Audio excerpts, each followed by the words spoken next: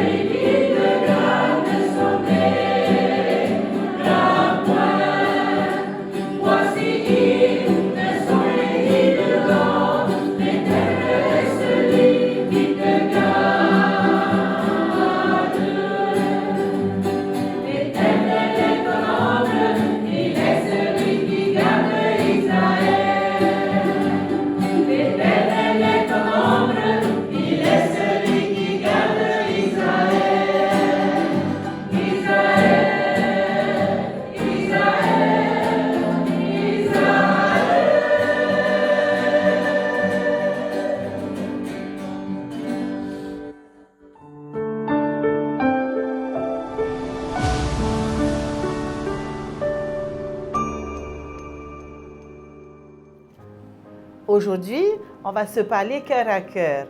Vous savez, il y a des jours où on est lassé de faire des efforts, de tendre la main, de pardonner, de croire au bien. Cette attitude est humaine. Mais dans notre écriture du jour, l'apôtre Paul nous dit quelque chose de puissant. En effet, dans sa lettre aux Galates, Paul nous invite à tenir ferme. Il dit « Ne nous lassons pas de faire le bien, car nous moissonnerons au temps convenable si nous ne relâchons pas. » En Galates chapitre 6, verset 9. C'est un message simple, mais tellement fort que pour notre époque. Et notre écriture du jour a quelque chose de révolutionnaire. Bienvenue dans notre exploration de l'écriture.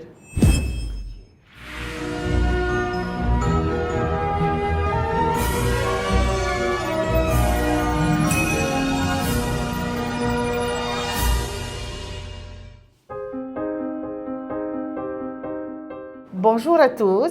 Bonjour Benoît. Bonjour. Et merci pour l'invitation.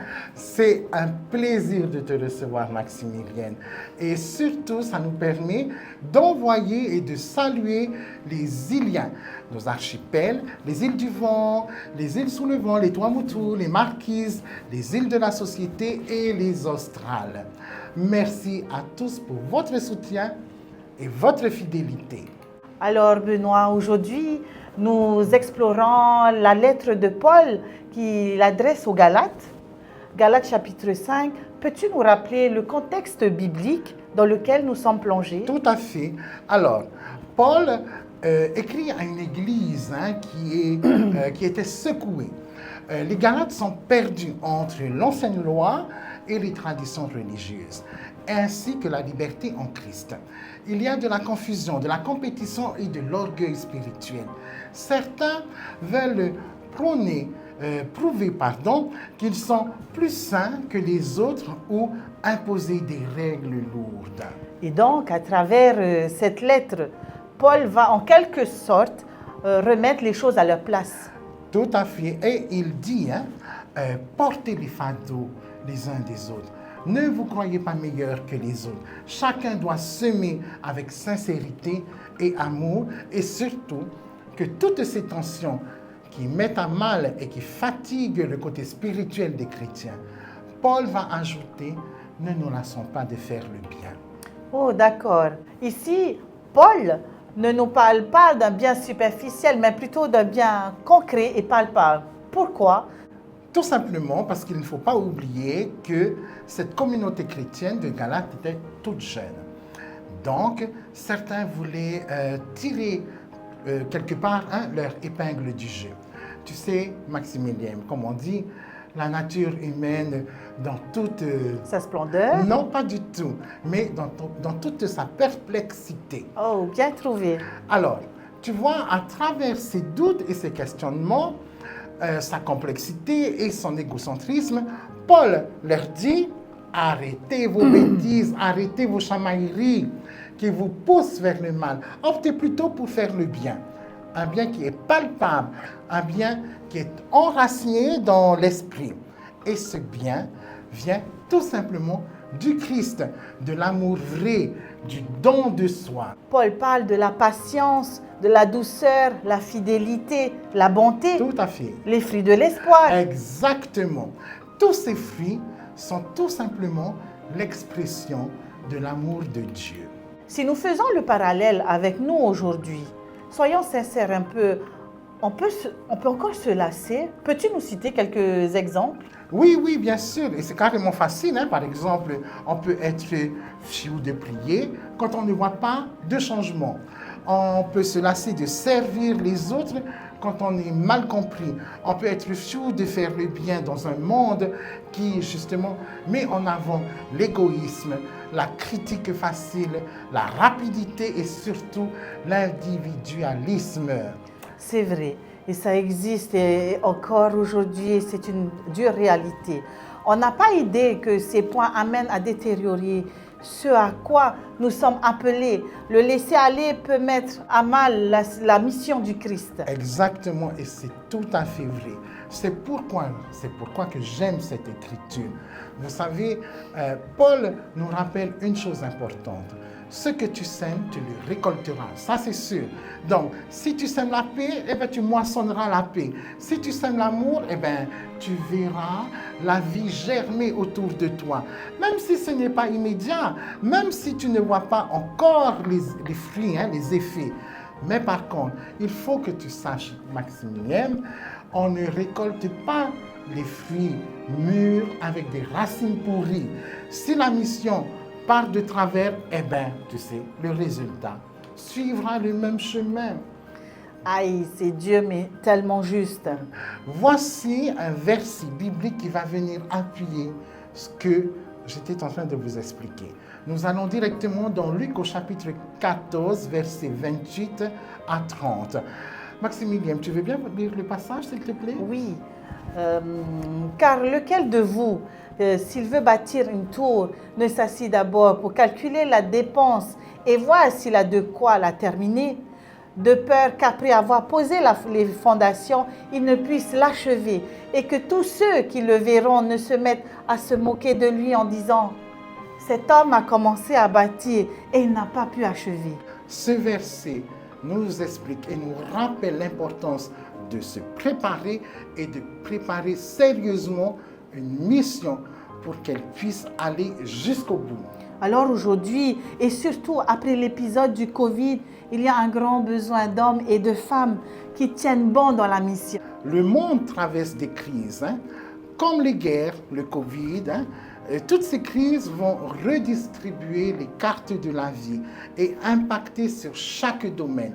Par exemple, la politique, l'économie ou encore le domaine religieux et spirituel. Quand ces crises apparaissent, eh bien, vous savez quoi? Dieu a besoin de nous pour être des porteurs de lumière dans ces mutations. Par exemple, dans les écoles, dans les familles, dans les quartiers, dans les églises. Alors, que faire concrètement? Eh bien, selon Paul, voici ce qu'il dit. Si quelqu'un chute, eh bien, relève-le avec douceur. Si quelqu'un est fatigué, porte son fardeau. Si tu as un don, donne-le, offre-le sans attendre de retour et surtout, garde ton regard sur Christ, car il est à lui seul l'expression parfaite de l'amour de Dieu. Benoît, Oui. Paul termine sa lettre avec cette phrase bouleversante. Ce qui compte, ce n'est pas la circoncision ni l'incirconcision, mais c'est d'être une nouvelle créature. Waouh, Maximilien, ce passage est tout simplement incroyable. Merci de le relever. Et tu utilises le bon terme, bouleversant. Tu n'as pas idée à quel point. Premièrement, Paul nous dit ici, l'essentiel est que Dieu nous transforme de l'intérieur. Il ne nous demande pas d'être parfaits. Il nous rappelle tout simplement à persévérer dans l'amour, même quand c'est difficile. Maximilien, je veux te poser une question. Oui. Dis-moi, pourquoi justement tu dis que ce passage est bouleversant?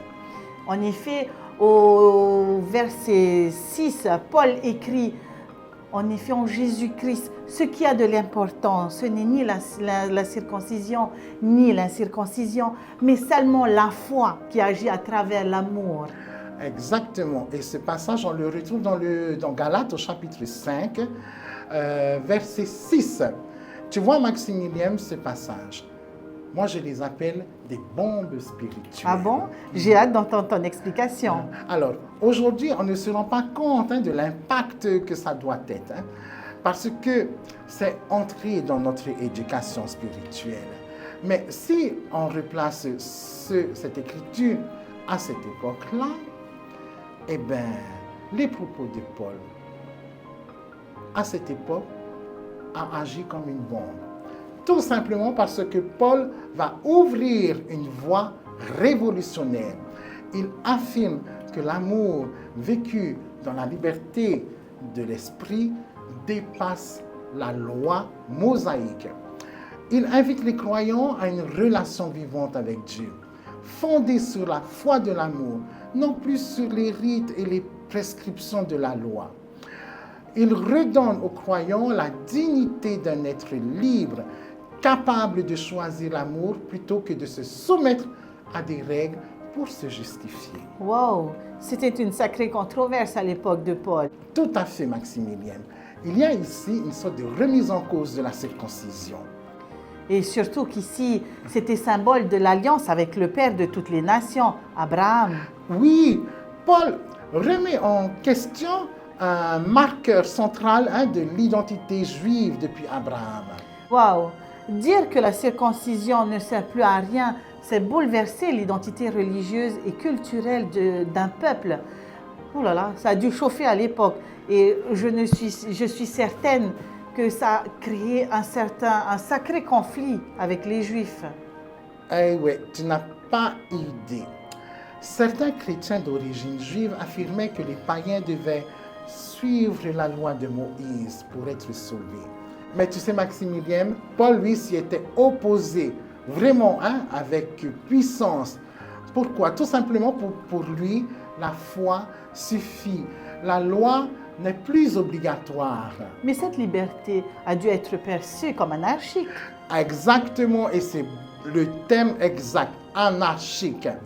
En disant cela, vous n'êtes plus sous la loi, Paul est accusé de favoriser le désordre moral. D'accord, je comprends mieux pourquoi c'était urgent pour lui de préciser que la liberté chrétienne n'est pas un prétexte pour vivre selon la chair, mais c'est bien une responsabilité d'aimer. Donc, Paul appelle ici les chrétiens à passer de l'obéissance extérieure à la transformation intérieure. Et cela choque dans une culture où la spiritualité était fondée sur les règles, les sacrifices et les rituels. Tu comprends? Ouh là là, une sacrée parenthèse spirituelle. Je devrais plutôt dire une sacrée bombe spirituelle. Tout à fait, je suis d'accord avec toi. Mais pour refermer cette parenthèse, Maximilien, voici une petite bombe spirituelle que toi et moi avons vécue. Rappelle-toi, début des années 2000, nous avons appliqué l'ouverture des symboles. Oui. Tu te souviens du séisme que ça a été pour la communauté du Christ de Polynésie? Oh oui, c'était nouveau et révolutionnaire. Et aujourd'hui, nous sommes vraiment heureux de vous rappeler que à chaque fois que nous célébrons la Sainte Seine, notre communauté invite tout le monde à prendre part au repas du Seigneur. On rappelle aussi, on profite de ce moment pour vous rappeler que nos congrégations vous seront toujours ouvertes pour toi qui es membre et pour toi qui aimes Dieu. Merci Seigneur pour ton amour. Sur ces bonnes paroles, n'oubliez pas, tenez ferme, appliquez-vous dans votre mission. Ne vous laissez pas, même si personne ne vous remercie, même si le monde vous ignore, même si vos efforts semblent invisibles. Dieu voit ce que vous semez et la moisson viendra au temps convenable. Comme le cocotier qui pousse lentement mais profondément, la foi persévérante finit toujours par porter ses fruits. Alors restons attachés à l'esprit et marchons ensemble comme des frères et sœurs de lumière, artisans de paix et acteurs d'un nouveau monde. Que Dieu vous bénisse et qu'il renouvelle votre foi chaque jour pour semer le bien sans relâche. Amen.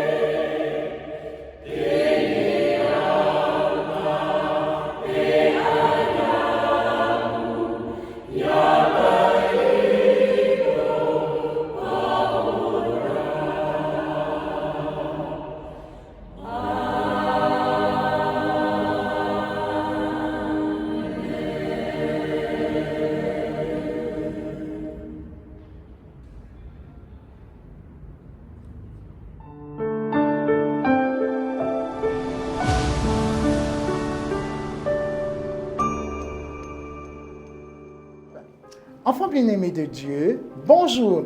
Aujourd'hui, nous ouvrons une lettre pleine de feu spirituel, la lettre aux Colossiens. Cette lettre fut écrite dans un moment de confusion où de nouvelles idées séduisantes circulaient, venaient troubler la foi des premiers croyants. Oui, la lettre aux Colossiens révèle que certains enseignements mélangeaient la foi chrétienne avec des croyances mystiques, spirituelles, gnostiques même. Et certains disaient qu'il fallait une connaissance supérieure pour être vraiment sauvé, comme si Jésus ne suffisait pas.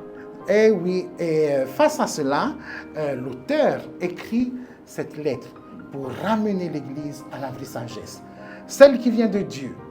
Pas une sagesse compliquée ou réservée à une élite. Non, non, non, non, non. Une sagesse qui est incarnée dans le Christ, visible, humble, forte et lumineuse. Et aujourd'hui encore, cette parole nous parle, car nous aussi, dans notre monde saturé d'opinions, de conseils, de voix qui crient plus fort les unes que les autres, nous avons besoin d'une seule chose, apprendre à discerner la vraie sagesse. Bienvenue dans notre exploration des Écritures.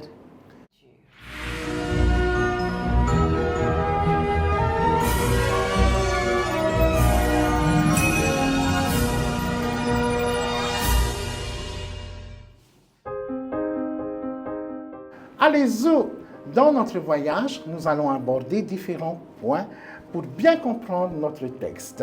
Oui, notre premier chapitre nous amènera à découvrir ce qu'est la vraie sagesse. Tout à fait. Alors, voilà, la lettre de Paul commence par des remerciements. Tu veux bien? Paul loue la foi des Colossiens, leur amour concret, leur espérance vivante. Et il dit une chose importante, l'Évangile porte du fruit chez vous. Oui, et voilà un premier signe de la sagesse divine. Elle transforme la vie. Elle n'est pas qu'une théorie, c'est-à-dire un blabla. Non, elle est aussi féconde. Elle donne du fruit. Exactement. Si notre foi ne produit rien, alors c'est qu'on est dans les idées, pas dans l'esprit. Tout à fait. Paul montre que la vraie sagesse, c'est une foi active, qui agit, qui anime, qui aime, qui construit. La sagesse crée des communautés solides. Elle fait pousser des fruits de paix, des fruits de patience, de bonté, comme un arbre planté au bon endroit qui donne des fruits à nourrir les autres. Tu vois, Maximilien, c'est tellement vrai ce que tu dis. Alors, c'est le contraire des discours vides de sens. La vraie sagesse se voit dans la vie quotidienne, dans les relations qui sont restaurées, dans l'amour vécu. Elle ne cherche pas à impressionner, mais à servir. Oh, tout à fait d'accord. C'est limpide. Benoît, cela vient conforter l'idée que la sagesse a un commencement. Oui, et c'est le second point de notre voyage. La vraie sagesse commence dans la lumière du Christ. En effet, Paul parle d'un grand passage. Il nous explique que Dieu nous a délivrés des ténèbres pour nous transporter dans le royaume de son Fils. Et ce mot transporter, il est fort. Transporter veut dire délivrer. Et c'est ce qui s'est passé, rappelez-vous, à l'époque de Moïse. Il y a eu une sortie d'Égypte, c'est-à-dire une libération. Alors Benoît, à l'époque de Moïse, cette sortie signifiait donc la libération du peuple hébreu du joug égyptien avec tous les symboles qui s'y rattachent. Alors, quelle interprétation émane de notre texte? Alors, très bonne question, Maximilien. Tu vois, pour Paul, cette libération, c'est aussi une sortie de l'ignorance. Car vivre dans les ténèbres, ce n'est pas seulement faire le mal, c'est vivre sans la lumière de Dieu, sans comprendre où l'on va, ni qui l'on est. Mais en Christ, qui est la lumière de la vie, la lumière brille. Et c'est là que commence la sagesse. Non pas en soi-même, mais dans la révélation de Dieu à travers Jésus. Wow! Alors si je comprends bien, ce que Paul dit, c'est que toute sagesse qui ne vient pas du Christ nous ramène tôt ou tard aux ténèbres. Mais pourquoi? Alors tout simplement parce que les ténèbres vont flatter notre ego. Elle va diviser, elle va aveugler. Mais la sagesse divine, elle éclaire, elle sauve, elle unit. N'oublie pas que nous parlons de la vraie sagesse, celle qui vient de Dieu. Merci beaucoup, Benoît. Alors, Benoît, quel est le troisième point que nous aborderons? Alors, c'est tout simplement la vraie sagesse nous rend forts, patients et reconnaissants. Alors, la fin de notre section, de notre écriture, est une sorte de prière. Paul ne demande pas que les Colossiens soient intelligents ou puissants, non, mais il veut qu'ils soient remplis de sagesse spirituelle, capables de discernement et qu'ils marchent d'une manière digne du Seigneur. Et ce discernement, on en a tellement besoin aujourd'hui entre ce que le monde propose, ce que la foi demande, ce que nos émotions crient. On peut vite se perdre. Oui, tu vois, Paul nous montre que la sagesse divine se reconnaît à trois choses. Tu veux les découvrir? Oui. Alors, la première, c'est la force intérieure. La seconde, c'est la patience dans les épreuves. Et la troisième est la gratitude sincère. On doit comprendre que la vraie sagesse n'est pas arrogante. Elle est tout simplement humble, enracinée dans le quotidien. Elle fait de nous des témoins solides, pas seulement des gens brillants, intelligents, non, non, non. Elle nous apprend à rester fidèles, à grandir, à aimer, même lorsque nous sommes dans le PAPA, dans l'adversité. Merci pour cette merveilleuse exploration. Je t'en prie. Alors, frères et sœurs, posons-nous cette question aujourd'hui. Quelle sagesse guide ma vie? Est-ce celle du monde, celle des réseaux, de l'ego, du moi d'abord? Ou est-ce celle qui vient du Christ, humble, forte et lumineuse? Retenons ceci.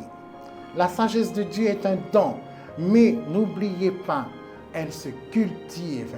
Comment? Tout simplement par la prière, par la lecture, même se mettre au service. Et souvent, elle se cultive par le silence. Et surtout, elle transforme notre manière de voir et de choisir d'aimer. Que le Christ soit votre lumière, que sa sagesse vous éclaire dans tous vos choix et que votre vie reflète cette sagesse divine, porteuse de paix, de justice et de joie. Yoranatop atwa iteora, discerner la vraie sagesse et marcher dans la lumière. Amen.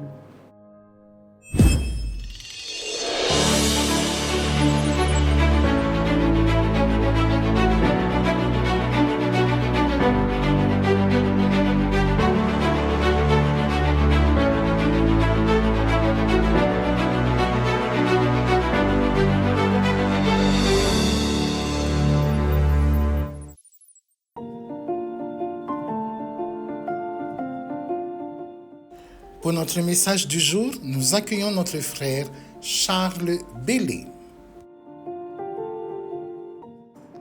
À celles et ceux qui, en cet instant, offrent leur écoute et leur attention au partage de la parole de celui qui est en chacun de nous, recevez et acceptez les salutations fraternelles de l'ensemble de la communauté du Christ.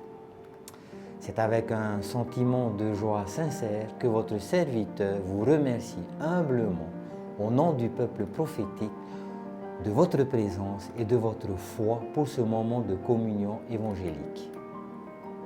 En ce nouveau jour de bénédiction et d'enseignement, le thème retenu aujourd'hui nous met face à un sujet important, le don de l'esprit. Discerner la sagesse spirituelle. Tel est le thème qui nous invite à développer, à approfondir et à comprendre le don du discernement et la sagesse spirituelle. Pour ce faire, nous serons aidés et guidés dans notre cheminement par l'apôtre Paul, au travers de son épître aux Colossiens, au chapitre 1, du verset 1 à 14. Le don du discernement nous permet de comprendre ou de connaître quelque chose par la puissance de l'esprit. Grâce à ce don, on perçoit la véritable personnalité des gens et la source et la signification des manifestations spirituelles. C'est dans le premier livre de Samuel que nous avons un premier aperçu de ce qu'est le discernement. En effet, dans 1 Samuel, chapitre 16, verset 7, on apprend ceci. L'homme ne regarde que l'apparence, alors que l'Éternel regarde au cœur. En résumé, le don du discernement nous permet de voir ce que les yeux naturels n'arrivent pas à voir. Discerner, c'est percer, c'est faire un trou de ce que l'on voit, c'est regarder au-delà de ce que l'on voit. Pour cela, nous devons regarder à l'aide des yeux de l'Esprit.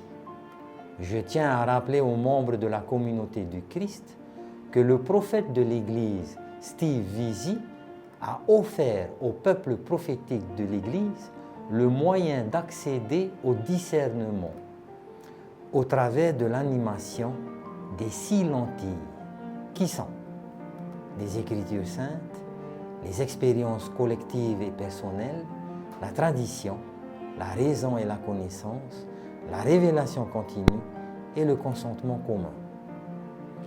C'est donc par le moyen des yeux spirituels qui sont définis par les 6 lentilles que nous pouvons voir, comprendre ou connaître la sagesse spirituelle. La sagesse spirituelle. Selon certaines définitions, la sagesse est une capacité ou un don de Dieu permettant de juger correctement. On obtient la sagesse par l'expérience et l'étude et en suivant les instructions de Dieu. Que nous dit Paul dans son épître aux Colossiens? C'est encore par la foi en Jésus-Christ et par l'amour que nous avons les uns envers les autres que nous pouvons connaître l'espérance que donne le message de la vérité et de la bonne nouvelle. C'est par la sagesse et l'intelligence que donne l'Esprit de Dieu que nous sommes remplis de la connaissance sur la volonté de Dieu. Par cette connaissance, nous saurons ce que Dieu attend de nous, ce qu'il lui plaît, et nous produirons toutes sortes d'œuvres bonnes et nous progresserons dans la connaissance de Dieu. Cela nous permettra de tout supporter avec patience. Toute cette sagesse nous offrira des bénédictions. Avant de profiter des bienfaits de la sagesse spirituelle, Paul nous rappelle que nous avons été élus pour recevoir cette sagesse. Dieu nous a fait passer par le royaume de son Fils et il nous a sortis de la puissance de l'obscurité. Chères sœurs et chers frères, la sagesse spirituelle n'est pas un privilège, mais une responsabilité. Disciples du Christ, ministres du Seigneur, chers amis et compagnons de vie, merci de votre présence et de votre témoignage. Merci pour votre écoute. Soyons tous bénis par le don du discernement et par la sagesse de l'Esprit. Amen.